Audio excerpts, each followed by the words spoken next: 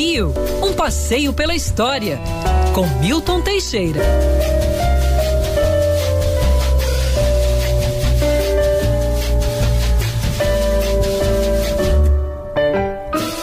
Professor Milton Teixeira, chegou a nossa hora boa da sexta-feira. Bom dia, professor. Sexta-feira. Que beleza. Bom dia, gatinha, dona da família Bom Band, dia, queridos professor. ouvintes. Estamos todos aqui mais uma vez. Para um banho de história. História e arte, professor, hoje, sim, né? Sim, porque fevereiro de 2025 marcam os 103 anos da Semana de Arte Moderna em São Paulo, que foi um marco renovador das artes do Brasil.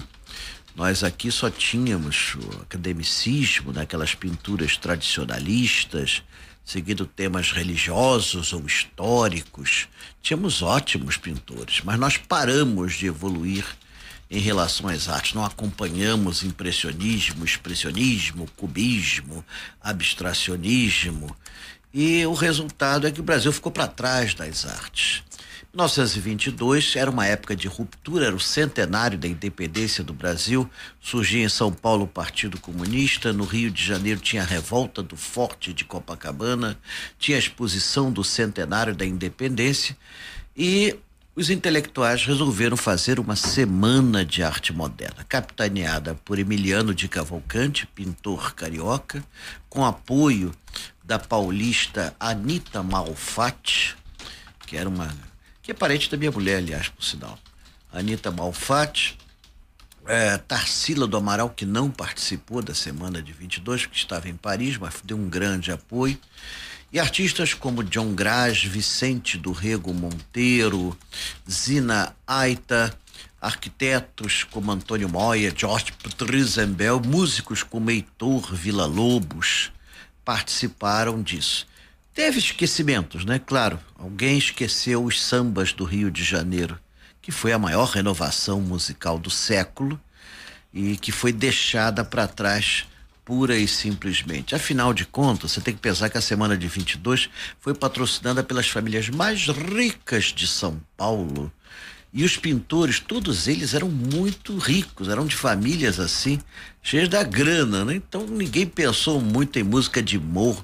Noel Rosa teria feito bonito lá em São Paulo. Talvez teria mais efeito do que Heitor Villa-Lobos, que estava começando ainda.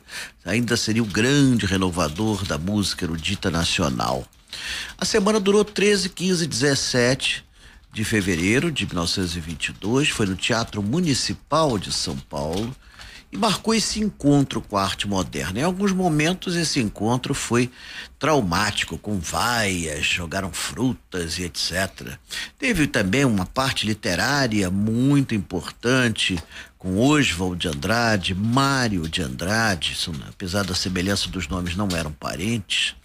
Então, e dali partiu a renovação da poesia e da literatura brasileiras, como, por exemplo, o movimento verde e amarelo de caráter nacionalista, de louvar tudo que era brasileiro, como também o movimento antropofágico, copiando dos índios. Os índios comiam os inimigos, ficavam com as boas características deles e defecavam o que não interessava. Então nós temos que fazer o mesmo, devorar a cultura europeia, ficar com o que é bom da Europa e jogar fora o que não presta.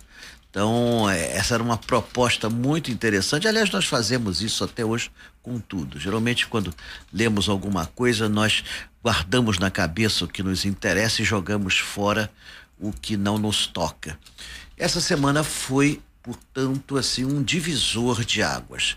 Infelizmente, como os pintores e os organizadores eram muito elitistas, até pelo local, Teatro Municipal de São Paulo, ela não teve um impacto inicial grande, né? Não teve assim uma grande proeminência. Só posteriormente, e como não podia deixar de ser, vai ser no Rio de Janeiro que o movimento moderno vai se fixar com o surgimento do Núcleo Bernardelli em 1931 e que se propunha a ensinar a arte moderna, em vez de mostrar quadros de cubismo, que ninguém entendia porcaria nenhuma, você olhava para aquilo, ninguém entendia nada.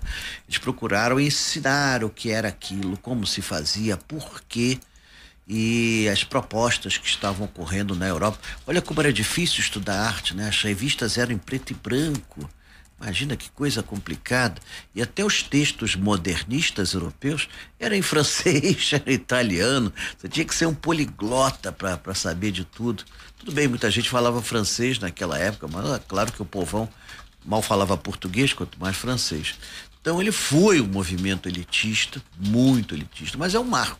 Até hoje os paulistas celebram, fazem exposições, louvam as figuras. De Cavalcanti é considerado um dos maiores pintores brancos, na minha opinião particular, o maior que o Brasil produziu. Mas depois aqui no Rio de Janeiro surgiria Portinari, surgiria Oswaldo Gueldi, surgiria outros mais, José Pansetti, que ganhou grande fama nos anos 50 e 60, e depois que a Escola de Belas Artes aceitou a arte moderna, todo mundo passou a aceitar, porque o Rio de Janeiro, apesar de também ser elitista, era muito mais influente do que um grupo de artistas paulistas assim isolados. Então aí que depois foi revalorizada a Semana de 22 como um momento de apresentação das artes ao povo brasileiro. Muito bem, professor. 103 anos da Semana de Arte Moderna. Professor, e quanto tempo para o nosso passeio? Bom, amanhã temos passeio. Vamos começar lá na escadaria do Palácio Tiradentes, vamos percorrer a Praça 15 e vamos conhecer os segredos e revelações da Feira de Antiguidades da Praça 15. Vamos também visitar o que estiver aberto, porque nós estamos, apesar de faltar ainda duas, 3 semanas para o Carnaval, a maior parte dos prédios históricos da cidade está fechado. É como se parasse para a cultura no Rio de Janeiro. E sábado que vem eu farei um passeio, esse a nível particular meu, pelo Jardim Botânico, um passeio colaborativo. Informações e inscrições com a Vilma 988 60 0480. Repita. 988 60 0480.